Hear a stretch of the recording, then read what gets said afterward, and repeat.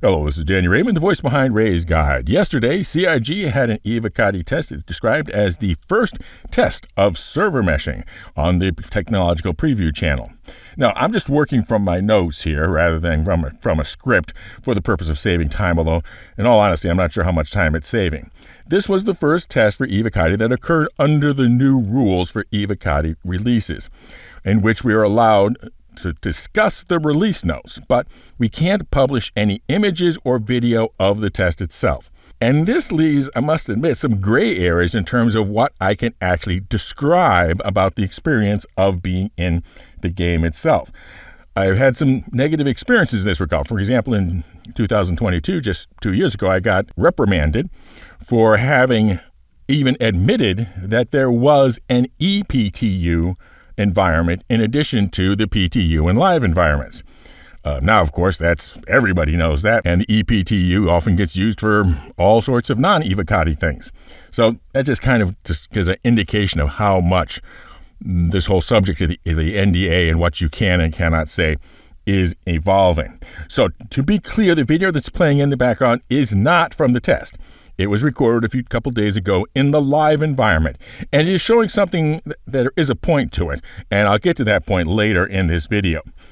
I did play the Evocati test for several hours, and I created many automated crash reports, a very large number of automated crash reports, sometimes several in a matter of minutes. In order to create, of course, an automated crash report, something had to happen first. So in order to create many automated crash reports, there were a great many of those events. However, having made the automated crash report, I was then able to return to the game and find myself often in exactly the same location and situation. This was surprisingly robust. The only odd thing is that, of course, everything had to be restreamed to my client from the replication layer, so there's a whole lot of pop-in of items as they arrived. So standing still while the universe reassembled itself around me was a bit surreal, but indeed it was impressive that the entire universe successfully reassembled itself. Exactly where I was and exactly what I was doing. So what was the point of this test? And also, was it actually fair, CIG, to describe it as a preview of server meshing? This was the first time that we had one replication layer talking to two different game servers. One for Pyro and one for Stanton. So the replication layer had to know whose information to also send to the Pyro server and whose information to also send to the Stanton server. By implication, this also meant a potential doubling of the load on the replication layer, since you could presumably have 100 players on the Stanton server and 100 players on the Pyro server. Now, which players went where was that, as you might have guessed, we chose them as our home city at the start of the test. Now, this brings up a dilemma. Us Evocati players, we're old hands. The idea of having Pyro be our home city was easy. We knew what we were getting into when we selected a Pyro city. But when this goes live in 4.0, presumably, we'll be having a whole bunch of new players. And is it fair to them to let a brand new player pick a Pyro location as their home city as they're entering the game for the very first time? Is that, well, setting them up for failure? It's hard to argue not. So then the question becomes, at what point, using what measure, do you say, okay, now you're a player with enough chutzpah, experience, and knowledge to be able to select a Pyro location as your home city? And then also, how do you make that, well, for lack of a better term, diegetic? My thought would be that there would be some mini quest, go through a local jump tunnel that is within the Stanton system. And if you've done that, then your pilot's license, let's call it, is stamped as jump point certified. And then that becomes something that's not only your character has, but is account linked, so that after a wipe or whatever, you would still have that property of being jump certified. And that would make it feel like it was a diegetic thing while still keeping the complete rookies out of Pyro. Now, the next question, though, is this really server meshing that we were seeing in this demonstration, in this tech preview, in this test? And saying that it's not is not meant to be a dig at the good work being done or denial that the good work has been done. isn't genuine progress. But it's a question of where do you put the border that separates not quite server meshing with server meshing. And in my opinion, and I've been following server meshing very closely since when it was first discussed, the thing that really defines server meshing as server meshing isn't just that there are servers for different areas.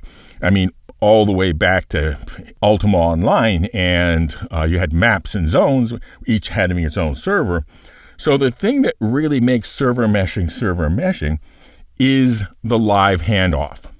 And because the jump point was closed, we could not go through it from Stanton to Pyro, it really didn't count or feel, in my opinion, as being server meshing. And calling it server meshing was premature. It was an incremental test of the replication layer. If you're just treating the jump tunnel as a loading screen, and many games do that, then you still aren't at the level of being server meshing. So it's not just that you're able to go from Stanton to Pyro and Pyro to Stanton, but that the transition occurs seamlessly without the jump tunnel being used as a loading screen.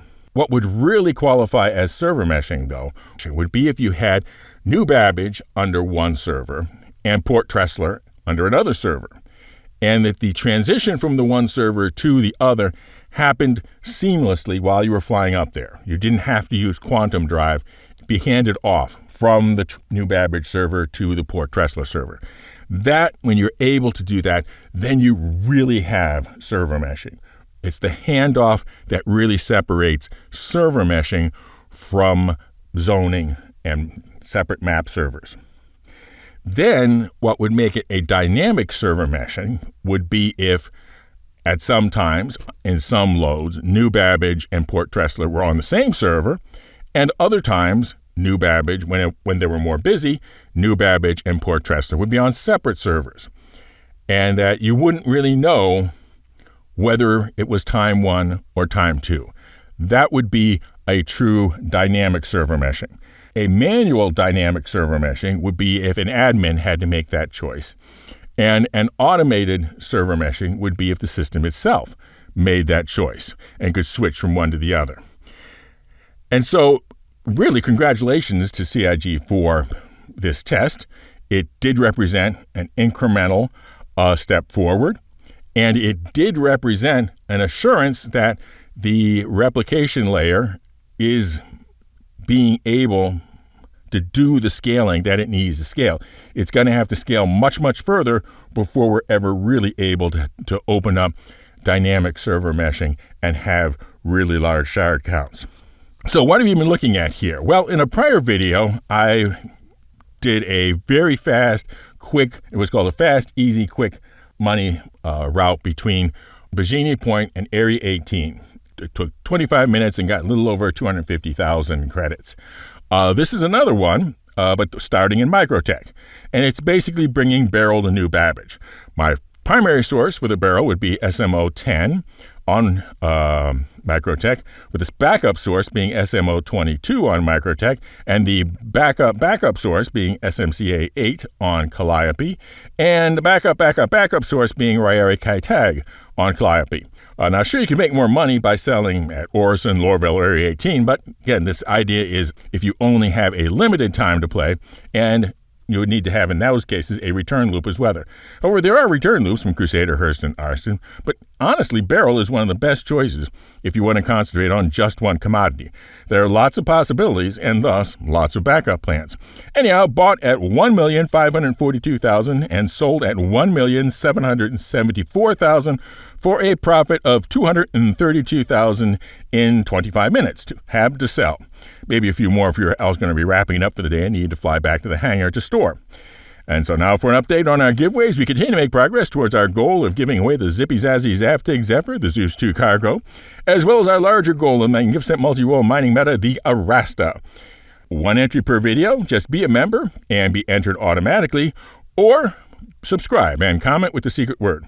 And the secret word is what had to happen in order to file an automated crash report. Fly safe, keep it real, and I'll see you in the verse. This is Daniel Raymond for Ray's Guide.